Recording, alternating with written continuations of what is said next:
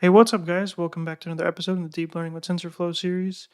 In this episode, I'm going to teach you guys about custom layers and custom models. So, in the past few episodes, I taught you guys how to work with sequential models and then the functional API to create models as well, which gives you a little bit more control and customizability.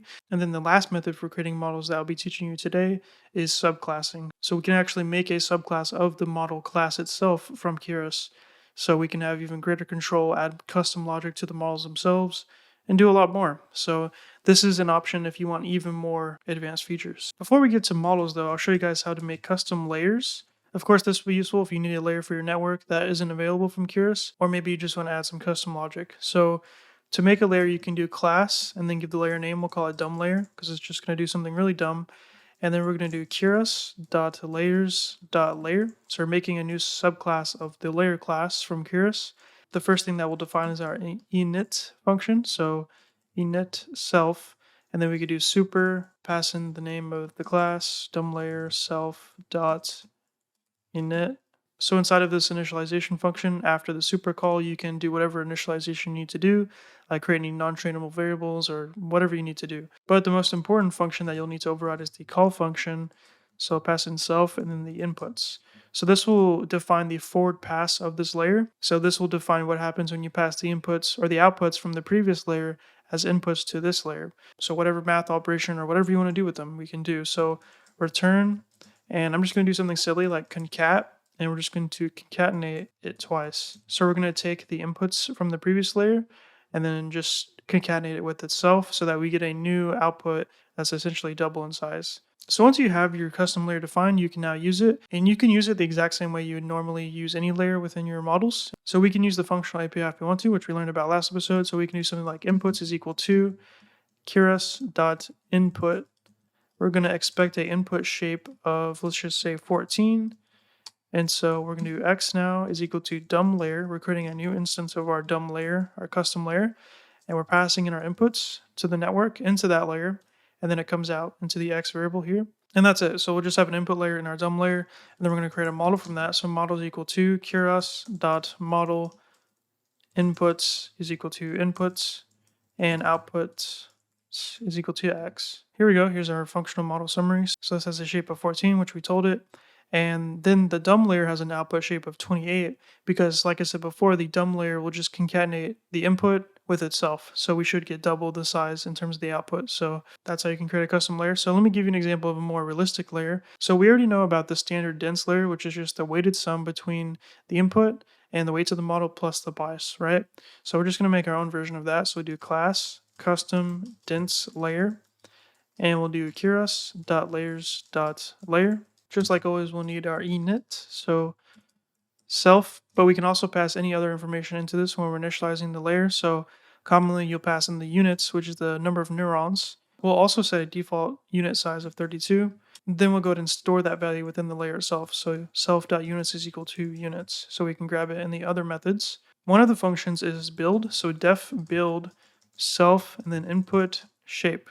So this function here will be called once the size of the input is known, or the input shape, because then once you have your input shape, you can then know how to define your weight size, because the number of weights for your layer depends on the size of the input, right? Here's a little visual for that. So if we imagine that our input size is just 4, so if we just imagine per sample we have a vector and there's only 4 elements within each of those vectors, that's what that would represent. And then 3 is the number of units for the layer, or the number of neurons. So we can see that as we increase or decrease the input size, so does the number of rows.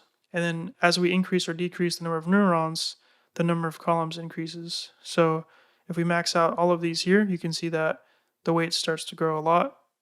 And you can imagine how this gets even more complex as the size of everything grows. That is why we have the build function here. The responsibility of this is it gets called whenever the input shape is known. So this will be called to initialize any stuff that depends on the input shape. So one of the things that depends on the input shape, like I just said, is the weights itself. So we could do self.w for weights is equal to.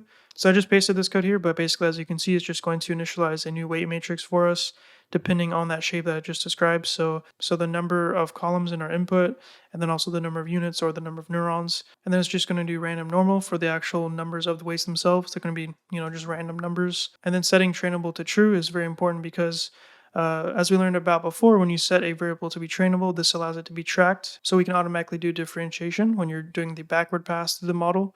But anyways, that is our weights, and then we can also do our biases. So self.b is equal to, here we go, and the shape of the biases depends on just the units because every single neuron has a single bias.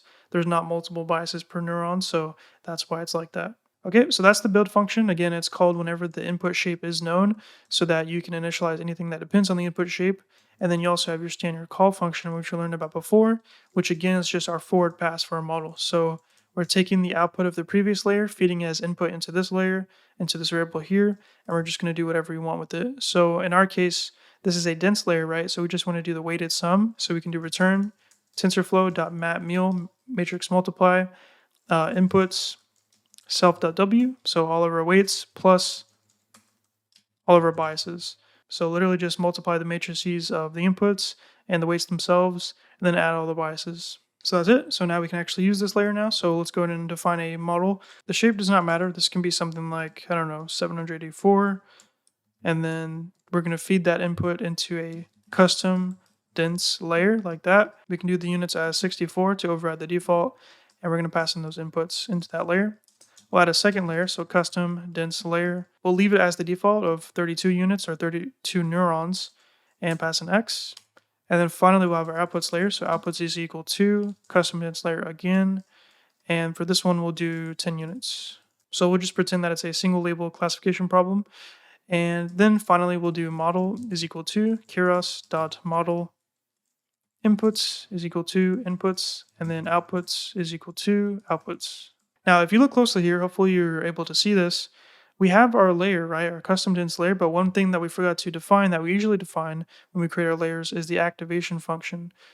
As you can see, we're not passing in or specifying an activation, and we're also not specifying it inside the layer itself. So if your custom layer does not have an activation, you can manually do it by doing something like this. So take the output of our custom dense layer and feed it through by doing keras.layers.activation, and just specify the activation that you want. We'll do ReLU like always, and then pass in X. So now instead of the input going to our dense layer, and then to another dense layer, and then to the output, it's going to go to our dense layer, our activation like normal, then to another dense layer, and then we can have another ReLU activation, and then into our output layer, which has no activation. So we can add one if we want to. We can do, for example, softmax.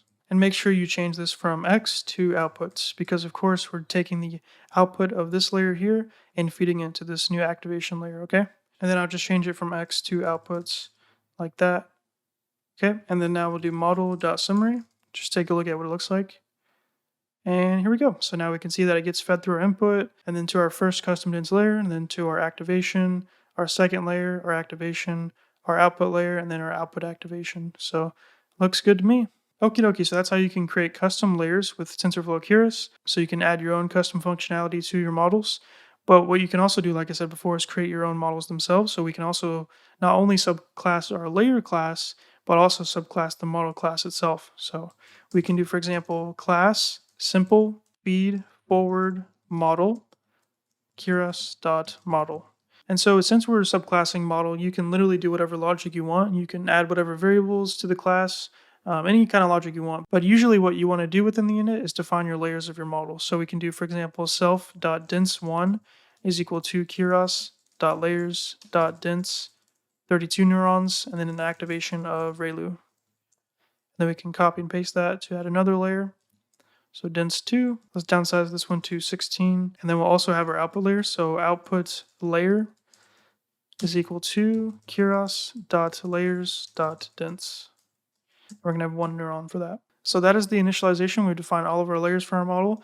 And so now you have your call function just like the layer class. So call represents the forward pass of the model. So this represents taking your input and feeding it all the way through your model through all your layers that you have. So if we just take a look at our layer subclass here, we can see that in the call function, we are doing a forward pass of the layer itself. So we're taking our inputs for our layer and then doing whatever math we need to do with it. But now the difference is that for our model subclass, we're going to feed it through all the layers at once. So we can do X is equal to self.dense1, passing our inputs into that, and then X is equal to self.dense2. As you can see, this is very similar to how we're doing the functional API model creation, except that we're separately defining our layers and then passing in the information into the various layers and different functions. And then finally we can do return self.output layer X.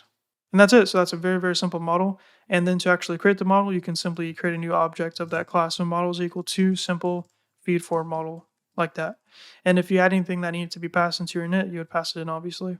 So we can go ahead and do model.compile. So I'm not actually going to run it at this point, but if you wanted to, it's the same exact process as you would normally do with any other model that you defined. That's also why, Keras is so great, because even though there's multiple ways to do things, everything is a model at the end of the day, so you can run them in pretty much the exact same way. There's even more you can do here, like there's more functions you can override and other advanced things that you can do. We may look at that in the future, but in terms of which version you want to use in terms of these three options here, it really depends on the problem that you're doing, your use case. If you have something that's very simple and straightforward, then obviously use the sequential model. It's very easy to understand. If you need anything a little bit more advanced, like multiple inputs, multiple outputs, or anything like that, then maybe consider the functional API. But for subclassing, this gives you even more greater control over the model architecture. You can do stuff like conditional logic, which you cannot do otherwise. Since we're doing a subclass directly here, you can implement any Python code you want, which is not obviously available for these different options here. You're providing only the layers themselves and the activations and all that stuff. You can't really